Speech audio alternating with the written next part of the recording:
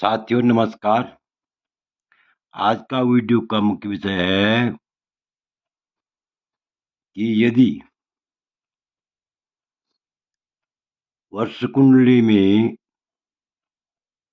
अनिष्ट स्थानों में मूंथा पाप ग्रह से युक्त हो या दृष्ट हो तो ऐसे मूंथा व्यक्ति को अत्यंत अशुभ फल देने वाली होती है। और यदि अनिष्टकारी स्थानों में मूंथा शुभ ग्रह से युक्त हो या दृष्ट हो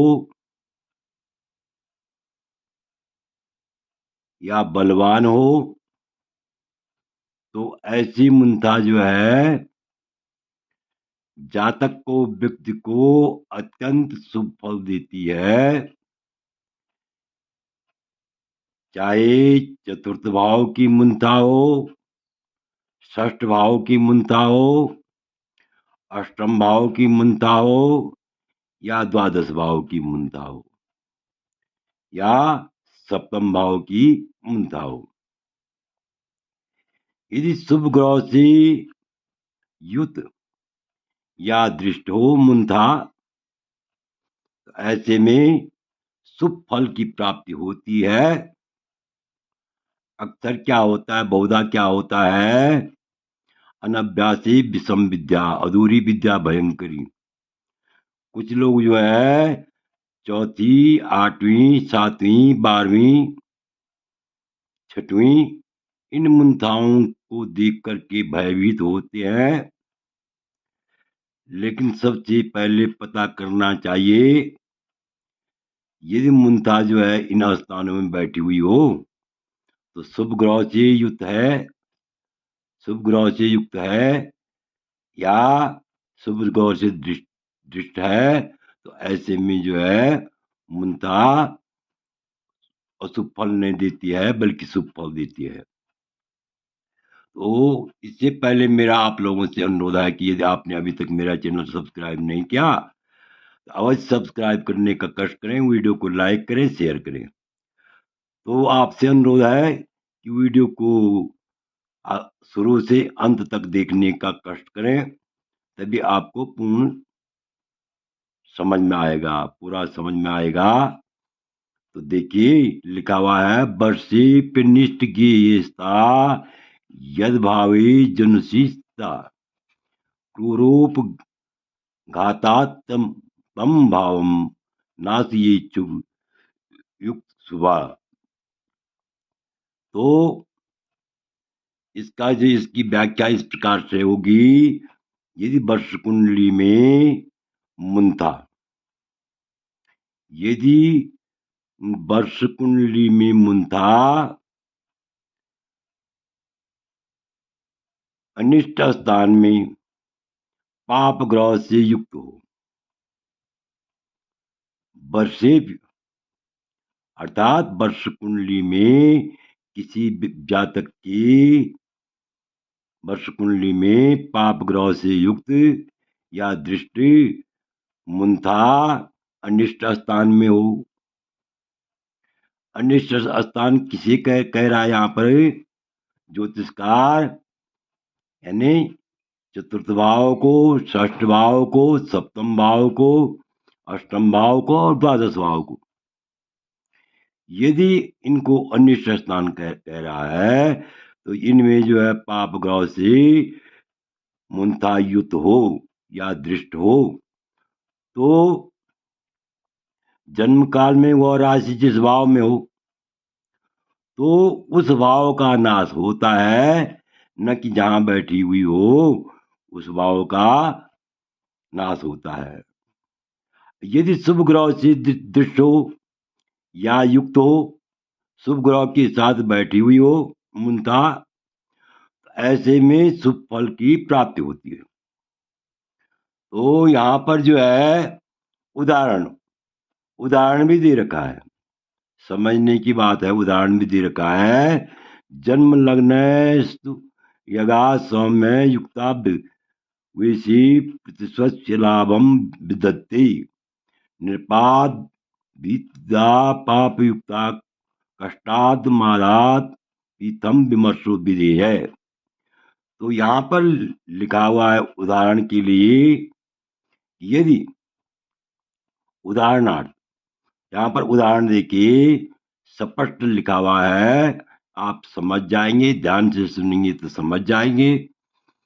उदाहरण जैसे वर्ष में जन्म लग्न से चतुर्थ में मुंता हो, वर्ष कुंडली में क्या हो, जन्म लग्न से चौथे भाव में मुंता हो,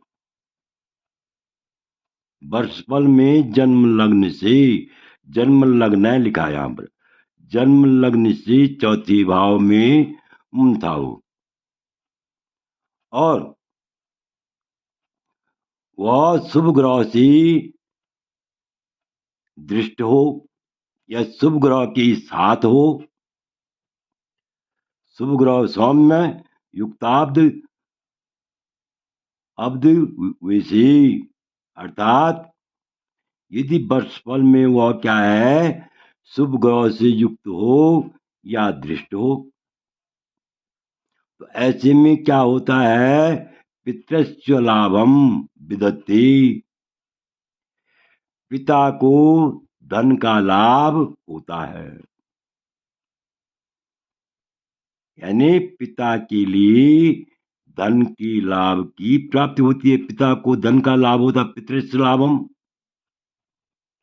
विदत्ते, यानी वित्त का लाभ, पितृस्य पिता का, पिता का यहाँ पर षष्ठी विभक्ति है, पिता का धन का लाभ होता है, अर्थात पिता को धन का लाभ होता है, और निरपात भूतिदा पाप युक्तादि कष्टा अष्टमादाम वपीतम विमर्शो विधेय। आगे जो है ज्योतिषकार लिख रहे हैं कि चतुर्थ भाव संबंधी भूमि, ग्रह, भूमि आदि का भी लाभ होता है। भूमि,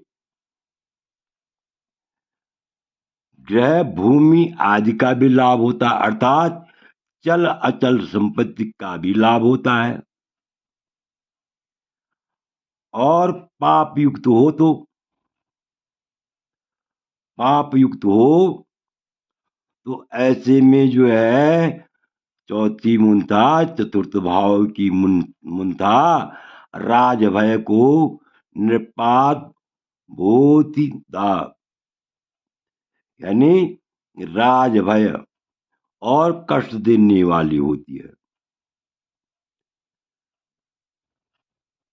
क्या होती है, कष्टकारी होती है। इसी प्रकार अष्टम आदि स्थान का भी विचार करना चाहिए, तो भावार्थ से और भी स्पष्ट हो जाएगा कि उदाहरण के लिए यहाँ पर उदाहरण दे रखा है, तो ध्यान से देखिए, यदि आप पूरा वीडियो देखेंगे तो आप भली भांति समझ जाएंगे।